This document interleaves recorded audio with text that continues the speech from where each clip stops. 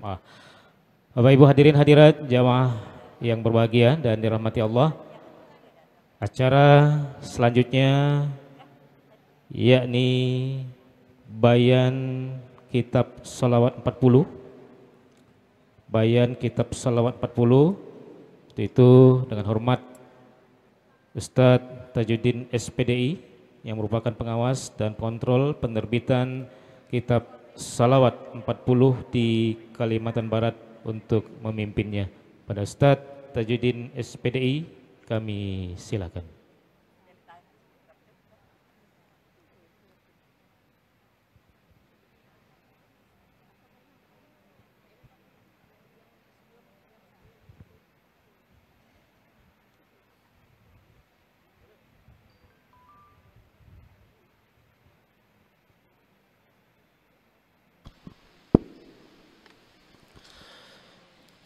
Bismillahirrahmanirrahim. Assalamualaikum warahmatullahi wabarakatuh.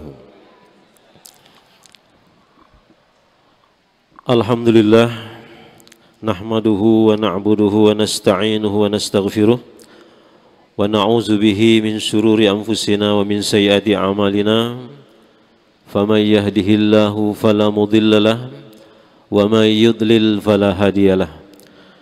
Asyhadu an la ilaha illallah wahdahu la syarika lah wa asyhadu anna Muhammadan abduhu wa rasuluh.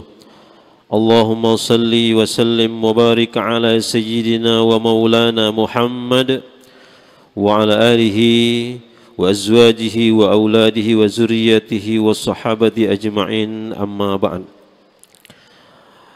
Alhamdulillah, puji puja syukur marilah kita panjatkan kepada Allah Subhanahu wa taala atas limpahan rahmat, nikmat, hidayah dan inayahnya pada kesempatan pagi hari yang berbahagia ini kita dapat hadir di Masjid Raya Mujahidin ini. Semoga Allah senantiasa menjagakan iman kita dan keluarga kita istiqomah hingga akhir hayat kita, dapat menjalankan ibadah kepada Allah mengikuti tuntunan Allah dan Rasul-Nya. Salawat dan salam tak lupa pula marilah kita aturkan agar senantiasa tercurahkan kepada junjungan kita baginda Rasulullah sallallahu alaihi wasallam yang telah menuntun kita kepada jalan yang diridhai oleh Allah Subhanahu wa taala. Yang kami hormati Kiai Haji Dr. Ahmad Husairi Suhail MA, Ketua Pengurus Pusat IKADI. Yang kami hormati Ketua Umum IKADI Kalimantan Barat Bapak Haji Burhansah SAG MPD. Yang kami hormati Ketua Umum Majelis Salawat Miftahur Rahmah Kalimantan Barat. Yang kami hormati Mujiz Mubai Pembai'ah Salawat 40 atau Zubdatud Da'wat Bapak Haji Ibrahim M. Yusuf Muhan. Yang kami hormati guru kami, dosen kami Bapak Dr. Rahmatullah, tokoh agama, tokoh masyarakat, bapak-bapak, ibu-ibu, hadirin hadirat yang dimuliakan oleh Allah Subhanahu wa taala. Terima kasih pada kesempatan ini kami diberikan untuk menyampaikan bayan tentang salawat 40 ini. Salawat ini namanya yaitu Zubdatud Da'wat bi Afdalis Salawat. Lebih dikenal dengan salawat 40. Mengapa dikenal dengan salawat 40? Karena memang jumlah salawatnya, penomorannya ada 40 salawat. Kemudian Bapak Ibu sekalian, bahwa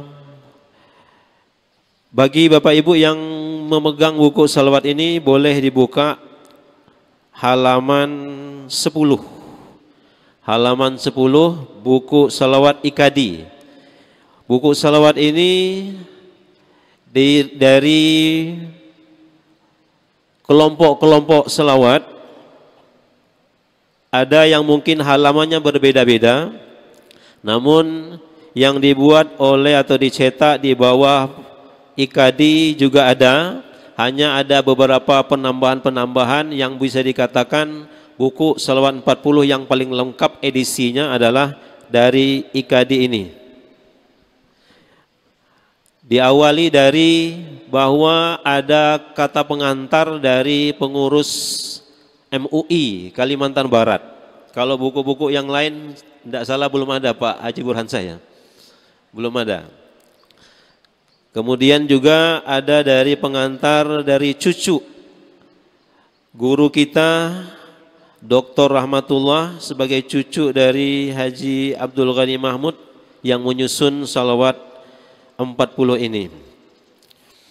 Kemudian juga dilengkapi di halaman paling belakang, mungkin bapak-bapak, ibu-ibu, abang-abang, kakak-kakak belum punya bukunya, tapi mungkin ada di file ya Pak. Filenya mungkin ada. Di situ dilengkapi pula dengan biografi dari penyusun kitab salawat 40 ini, yaitu Kiai Haji Abdul Ghani Mahmud Al-Yamani. Perlu kami sampaikan bahwa Kiai Haji Abdul Ghani Mahmud Al-Yamani ini adalah tokoh agama, tokoh masyarakat yang sangat dikenal di Kalimantan Barat. Bahwa beliau ini bukan saja sebagai seorang guru, seorang kiai, juga adalah tokoh Muhammadiyah. Tahun tidak salah saya tertulis di belakang itu sejak tahun 1939. Jadi sebelum merdeka, bahwa beliau ini sudah menjadi tokoh Perserikatan Muhammadiyah Pontianak. Nah, di situ lengkap dituliskan. Ini terima kasih kami sampaikan kepada Dr. Rahmatullah sudah memberikan data-data tentang biografi almarhum. Kemudian beliau juga sebagai tokoh NU dan menjadi ketua umum pertama dari MUI Kalimantan Barat. Kemudian beliau ini pendidikannya dari belajarnya, kalau dulu-dulu itu di surau-surau, di masjid-masjid, berguru dengan kiai-kiai yang memang sangat mumpuni. Umumnya kiai-kiai yang mengajar di surau-surau, langgar-langgar kalau disebut di sini itu adalah mereka yang lulusan di Mekah, lulusan Madinah, lulusan Kairo. Sehingga keilmuannya sungguh luar biasa mumpuni. Kemudian beliau juga belajar di Madrasah Ar-Raudatul Islamiyah yang alamatnya di Jalan Merdeka Barat. Jalan Merdeka Barat ya. Yaitu Madrasah Ar-Raudatul Islamiyah. Ulama-ulama Kalimantan Barat ini umumnya mereka belajar di Madrasah Ar-Raudah Islamiyah itu. Bahkan beliau ini sampai menjadi guru dan akhirnya sampai akhir hayat beliau menjadi ketua umum dari Madrasah Ar-Raudatul Islamiyah ini, yang mungkin kita lebih mengenalnya bukan nama Ar-Raudatul Islamiyah. Bapak Ibu tahu enggak Ar-Raudatul Islamiyah yang ada di Jalan Merdeka Barat? Bapak Ibu ada tahu enggak? Di depan rumah makan Rio 3 ada itu. Orang lebih mengenalnya Bawari. Bawari itu singkatan, yaitu Badan Wakaf Ar-Raudatul Islamiyah. Nah itu namanya Bawari, lebih dikenal orang Bawari. Anak-anak kita mungkin banyak yang sekolah di sana dari tingkat SD, SMP, SMA, sekolah di sana. Nah beliau ini sampai akhir hayatnya meninggal tahun 1993 itu menjadi ketua umum Bawari. Sehingga keyakinan kita kepada beliau yang menyusun salawat 40 ini atau Zubdatud Da'wat ini, karena latar belakang dari keilmuan beliau, kemudian organisasi yang beliau ada di dalamnya, beliau adalah tokoh Muhammadiyah, beliau tokoh NU, dan bahkan pernah menjadi anggota DPRD Pontianak. Hanya tidak selesai karena mungkin tidak cocok di hati beliau, sehingga setengah jalan beliau mengundurkan diri dari anggota dewan. di masa Orde Baru. Bapak Ibu sekalian, kita bisa melihat di halaman 10, beliau menyusun kitab salawat Zubdatud Da'awat bi Afdalis Salawat ini yang lebih dikenal dengan salawat 40. Ada 40 salawat di dalamnya, beliau sendiri memberikan penjelasan. Dulu penjelasan dan juga kata pengantar dari guru beliau yaitu Haji Ali Usman Al-Katapang ini, itu tulisannya Arab Melayu. Tulisan Arab Melayu, karena dulu-dulu masyarakat Pontianak khususnya mungkin juga Indonesia, bahwa mereka lebih mengenal tulisan Arab. Mereka ngaji, mereka baca Al-Quran, kesehariannya mereka familiar dengan tulisan Arab. Sehingga bahasa Indonesia pun bahasa sehari-harinya adalah bahasa Indonesia, bahasa Melayu Pontianak, tetapi tulisannya bukan tulisan Latin, tapi tulisan Arab. Keluarlah Arab Melayu. Begitu. Kalau orang dulu-dulu, bahkan kemarin-kemarin ini dalam beberapa tahun yang lalu, alhamdulillah sejak guru kami Haji Muhammad Yunus Mohan itu menghendaki bahwa buku ini ditulis dengan tulisan Latin.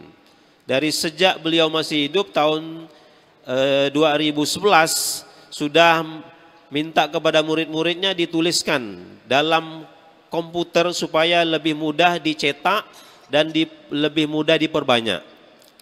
Alhamdulillah baru tahun 2016 itu kami buatkan buku tersendiri yang waktu itu masih dikonsumsi oleh anak-anak yang belajar di SMP dan SMA Haruniyah. Menggunakan buku yang mereka wiridkan setiap Jumat pagi. Sebelumnya 2012 sudah ada dituliskan dan sudah ditulis ke dalam Indonesia Latin. Karena waktu itu banyak dari jamaah yang mengikuti selawat 40 ini itu tidak membaca penjelasannya karena mungkin keterbatasan dari kemampuan membaca Arab Melayu itu. Nah, sehingga kita tuliskan ke dalam Latin. Ternyata waktu itu masih banyak yang buta huruf, tapi buta huruf Arab. Tapi sekarang kalau orang-orang tua dikatakan mereka tidak bisa baca Latin dan disebut sebagai buta huruf. Tapi sebenarnya mereka bukan buta huruf gitu. Mereka sudah bisa baca tulis, hanya tulisannya pakai tulisan Arab, bukan tulisan Latin. Nah, di sini beliau memberikan penjelasan bahwa kitab salawat Zubdatud Da'awat bi Afdalis Salawat ini atau yang dikenal dengan salawat 40 ini beliau susun, beliau menukil dari kitab Riyadul Jannah. Kitab Riyadul Jannah yang dikarang oleh Syekh Al-Akbar Yusuf bin Ismail An-Nabahani. Ada yang membacanya An-Nabihani, ada yang An-Nabhani, ada yang An-Nabahani. Tulisan dalam kitabnya itu tidak salah An-Nabahani. Syekh Yusuf Ismail An-Nabahani ini beliau lahir tahun 1841. Kemudian wafatnya tahun 1939. Beliau ini adalah seorang ulama yang memiliki banyak karya-karyanya, antara lain beliau menyusun kitab wirid. Kitab wirid itu ada antara lain yaitu kitab Riyadul Jannah ini. Di dalam kitab Riyadul Jannah ini ada 40 raudhah. Setiap raudhah ada Ar-Raudhatul Ula, Ar-Raudhatul Saniyah, Ar-Raudhatul Saliyah sampai ke Ar-Raudhah Al-Arba'un. Itu masing-masing raudhah itu terdiri dari bagian pertama, nomor pertama itu ayat Al-Quran. Ayat Al-Quran dari Al-Fatihah, kemudian awal dari surah Al-Baqarah, pertengahan sampai akhir, dan ayat-ayat yang lainnya, ayat-ayat pilihan. Nomor satu. Nomor dua, itu zikir-zikir. Zikir-zikir dari kalimat La ilaha illallah, subhanallah, dan lain-lainnya. Kemudian di nomor 3-nya itu selawat. Di nomor 3-nya selawat. Nomor 4-nya zikir-zikir lagi. Kemudian nomor 5 dan seterusnya umumnya berisi doa-doa. Itu satu raudhah. Ar-raudhah al-ula. Kemudian di ar-raudhah as-saniyah begitu juga. Hanya ayat-ayatnya kadang-kadang diganti-ganti. Kemudian ada zikir-zikir. Nomor 3-nya selawat. Nomor 4-nya zikir lagi. Nomor 5 dan berikutnya doa-doa. Sampailah ke ar-raudhah al-arba'un. Raudhah yang ke-40 itu terdiri dari susunan zikir. Ayat-ayat Al-Quran, zikir dan juga doa. Spesialnya yang menarik dari kitab Riyadul Jannah itu seperti zikir yang beliau ambil, kemudian selawat yang beliau masukkan di dalam kitab itu, di bawahnya ada dalam kurung hadis riwayat siapa. Jadi dia memiliki kekuatan gitu. Hanya kalau di dalam salawat 40 yang kita miliki ini itu tidak ada dituliskan setiap di bawah salawat adalah hadisnya, tetapi ada diberi penjelasan tentang beberapa hadis yang berkenaan dengan keutamaan-keutamaan ayat-ayat tertentu, kemudian selawat dan doa-doa. Nama kitab ini tadi disebut sebagai Zubdatud Da'awat, yaitu seutama-utamanya doa. Doa-doa pilihan. Doa-doa pilihan bi afdalis salawat, dengan seutamanya salawat. Jadi doa-doa yang dipilih, yang memang sumbernya juga dari kitab Riyadul Jannah itu. Kemudian salawatnya. Nah sehingga beliau menukil dari salawatnya yang nomor 3 itu beliau ambil. Beliau susun dalam kitab ini, kecuali beliau berikan catatan, kecuali di nomor 1, nomor 2 dan nomor 6 tidak diambil dari raudhah yang 40 itu, tetapi beliau ambil sendiri dari hadis riwayat Bukhari dan Muslim, hadis-hadis sahih. Begitu juga doa, di ujungnya, di halaman ujung itu ada doa-doa. Doa ini adalah doa-doa pilihan yang beliau ambil, yang sebenarnya salawat 40 ini intinya Bapak Ibu adalah di doa itu. Doa itu yang sungguh luar biasa, dan bahkan beliau tuliskan di dalam ini sumber-sumber hadisnya. Yang semuanya itu baik dari ayat Al-Quran mengawali dari salawat 40 ini, yaitu Al-Fatihah, ayat kursi, dan 2 ayat terakhir dari surah Al-Baqarah. Kemudian salawatnya sampai doanya itu ada keterangan-keterangan hadis yang beliau ambil, yang beliau nukil dari kitab Riyadul Jannah itu. Bapak Ibu yang dirahmati oleh Allah, bahwa Syekh Yusuf Ismail An-Nabhani ini beliau hidup di masa kekhilafan Turki Utsmani, Ottoman. Bahkan beliau pernah menjabat sebagai mufti agungnya, mufti agung di kekhilafahan Turki Utsmani. Sehingga beliau ini juga sebagai seorang ahli tafsir, ahli hadis yang menguasai Al-Quran dan menguasai ribuan hadis, sehingga beliau dalam menyusun kitab-kitab wiridnya dan juga kitab-kitab lainnya itu sumbernya sungguh jelas sehingga kita dapat ikuti. Inilah yang diambil oleh Kiai Haji Abdur Ghani Mahmud. Beliau susun sendiri kitab selawat ini karena latar belakang beliau adalah seorang tokoh ulama yang paham tentang Al-Quran, paham tentang hadis, jadi tidak sembarangan gitu.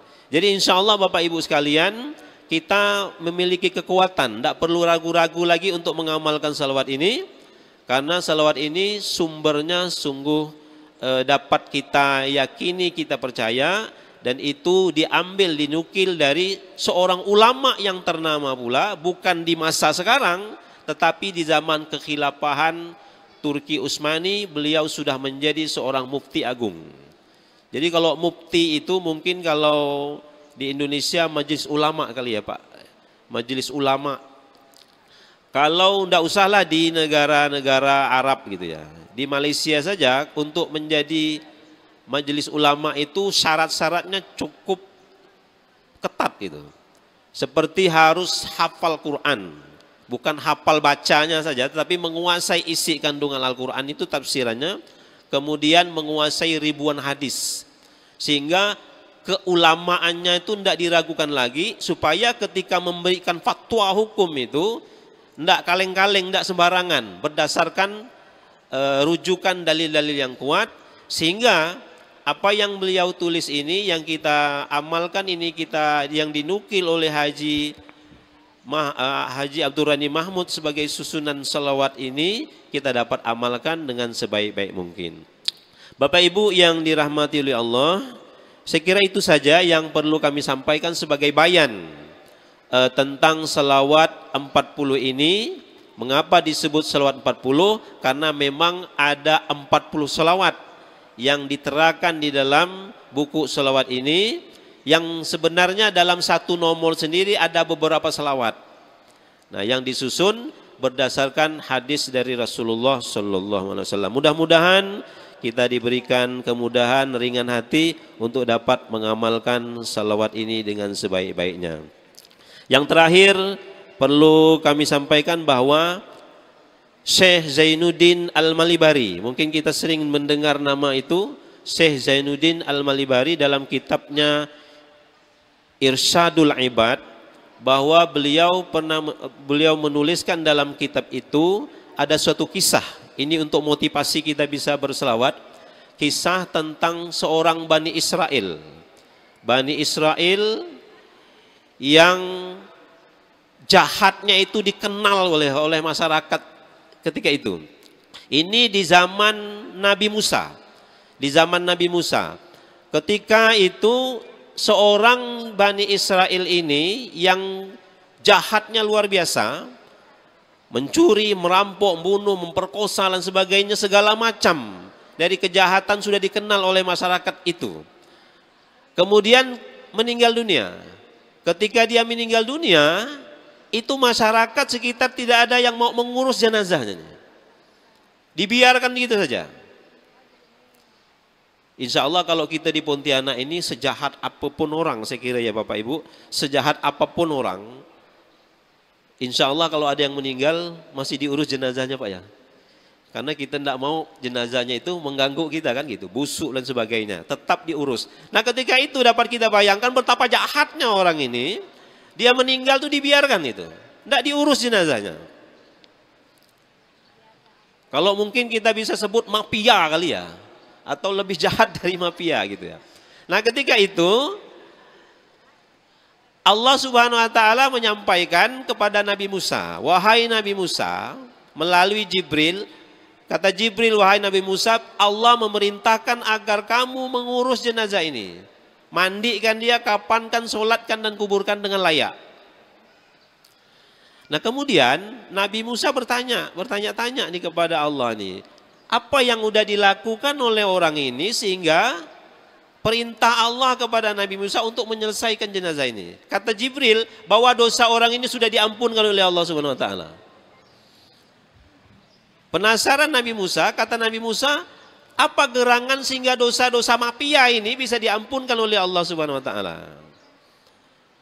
Jadi kata malaikat Jibril bahwa si Fulan bin Fulan dari Bani Israel ini, dia pernah membaca kitab Taurat. Ketika dia membaca kitab Taurat, itu tertulis di dalam kitab Taurat itu ada cerita tentang Nabi Muhammad Sallallahu Alaihi Wasallam. Nah dia berselawat untuk Nabi Muhammad Sallallahu Alaihi Wasallam. Karena selawatnya kepada Nabi Muhammad Sallallahu Alaihi Wasallam itu dosanya diampunkan oleh Allah Subhanahu Wa Taala. Jadi Bapak Ibu sekalian, mafia saja selawat dia diampunkan oleh Allah. Jadi kalau Bapak Ibu yang setiap hari ke masjid, Bapak Ibu yang setiap hari ikut jamaah di masjid, jangankan 40 salawat, sekali salawat saja Allah berkehendak, Allah memberikan rahmatnya kepada orang yang berselawat. Apa yang disampaikan oleh Nabi, man shalla alayya sholatan sallallahu alaihi asyran. Barang siapa yang berselawat untukku sekali saja, kata Nabi, sallallahu alaihi asyran, Allah akan membalasnya Jadi Allah yang balas, bukan Nabi yang balas, dengan 10 salawat.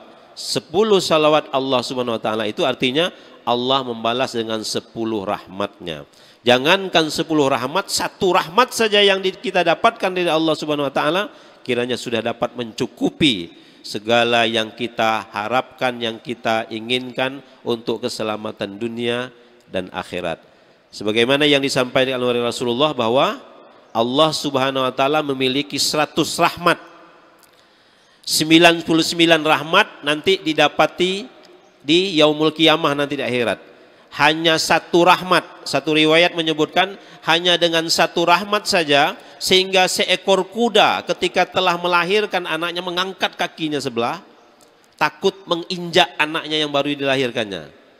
Itu artinya Allah memberikan juga rahmat. Rahmat itu apa ya? Rahmat itu apa Bapak Ibu? Kita sering nyebut nama rahmat. Bukan Pak Rahmatullah, rahmat. Rahmat itu apa artinya? Terambil dari kata rahimayarham, rahman, rahim. Rahmat artinya kasih sayang. Ketika Allah memberikan rahmat, artinya Allah memberikan kasih sayangnya kepada hambanya.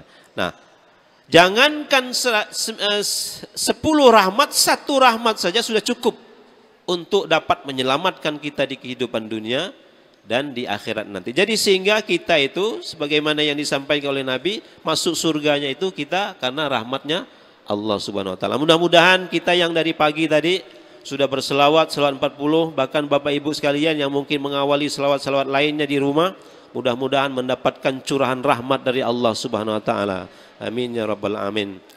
Demikian saja dari kami, mudah-mudahan bermanfaat. Mudah-mudahan dapat memotivasi kita untuk lebih menggalakkan salawat ini. Mudah-mudahan majelis salawat IKD ini bisa berkembang tidak hanya di Kalimantan Barat tetapi juga di seluruh Indonesia. Amin ya rabbal alamin. Assalamualaikum warahmatullahi wabarakatuh.